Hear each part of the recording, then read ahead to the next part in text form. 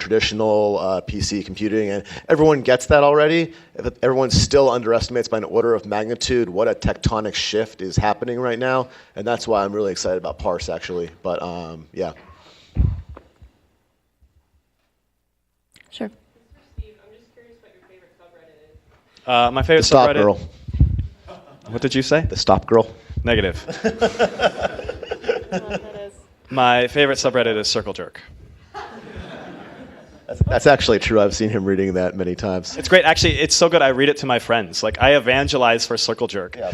I've started reading it because he recently in Tahoe convinced me to. It's funny. Do you ever post about Hipmunk on Reddit? Oh God.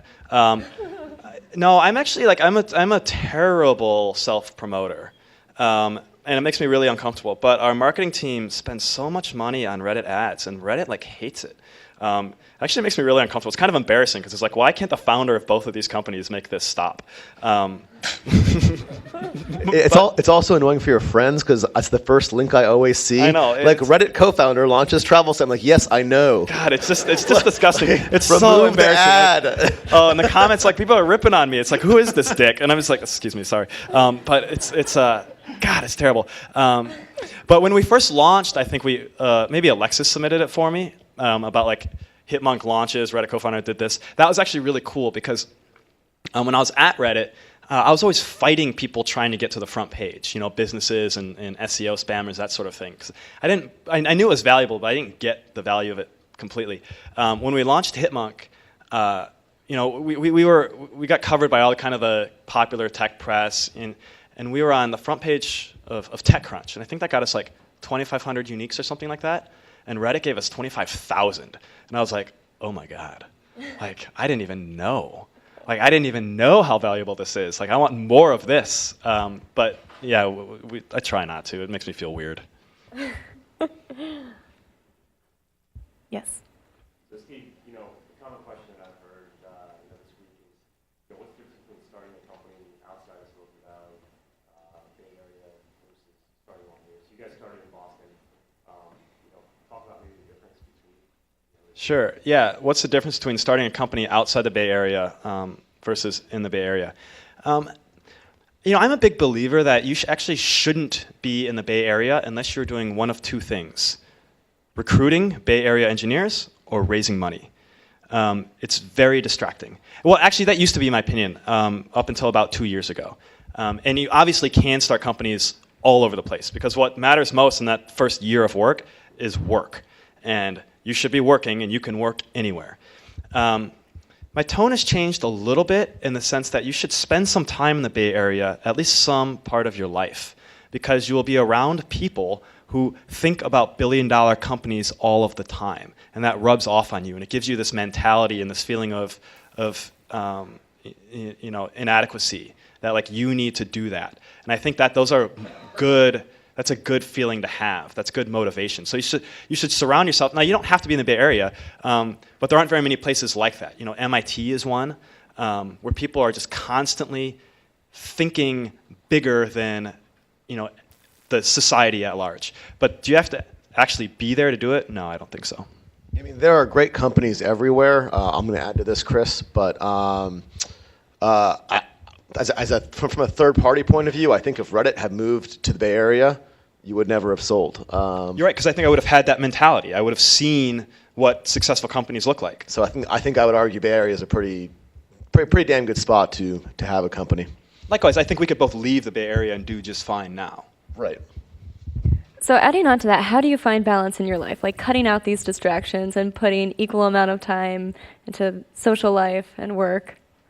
You know, I used to, a year ago, I think I had a similar question, and I talked about how like I thought weekends were sacred, and I really tried to work on having good work-life balance. And I think I had a pretty decent one through most of my career, but in the last year, I have no work-life balance. Like, I'm actually a terrible person to ask. I'm super stressed out. I'm working harder now than I ever have, and it's wearing me down. So maybe I need to get that back, because it's tough, but sometimes you just have to, because the Hipmunk requires a lot of work. It's not just growing on its own like Reddit did.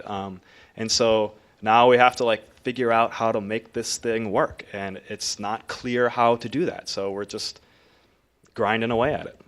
Yeah, I mean, for the first couple of years of Scribd, like it was just like wake up, coding, fall asleep, code. I was when we finally got an office that was not the apartment building where all of us lived.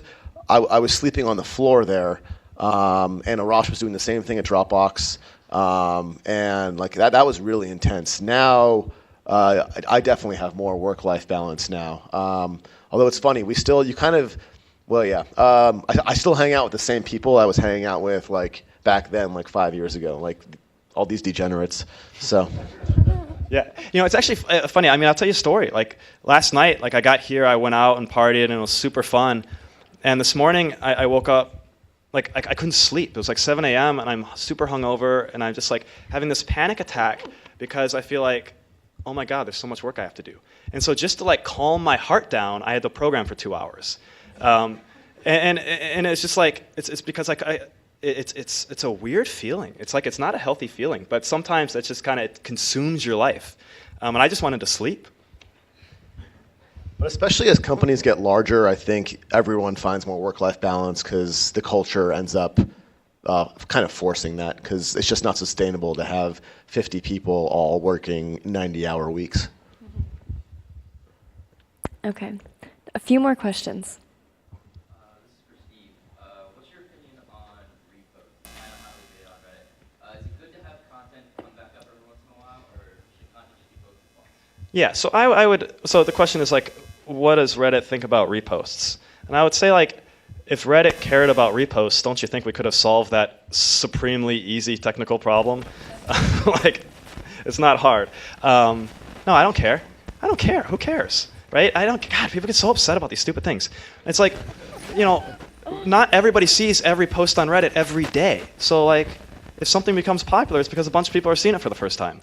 Good for them, right? Good for me. Good for everyone. Like, it's a good piece of content. Enjoy it. Quit being so sour about it. Jeez. Like, God, downvote it. Whatever. I don't care. Just like quit complaining to me. Like I'm the captain of reposts.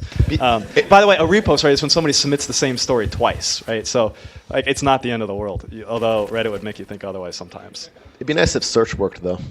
Is that how many years in do you think that? Well, what's funny about that, Tikan, is search. Actually, the first version of search worked really, really well. It just didn't scale. And so then we tried every engineer who started at Reddit, their first task is rewrite search because everybody else is so burned out on it. So it always gets like the first engineering effort. Like everybody's first project, it's always kind of crappy. And so Reddit was just in this cycle of crappy search. They're probably still in it as far as I'm aware. Scribd has 10 times the number of words as Wikipedia, and we have search working, so we should maybe talk afterwards. You know what? No, it's fine, right? Because you don't search, you repost it, people enjoy it, and that's the way it goes, right? Who cares? It's the This is circle of why life. reposting happens. You just can't find it when you search.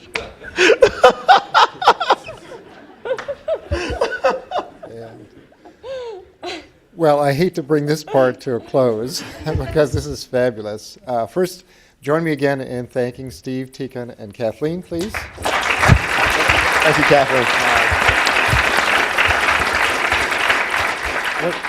What a fabulous week this has been, from Monday morning in the snowstorm to Friday afternoon in the snow, I guess. We still have that, which is our treat to you for coming from California and other sorts of things.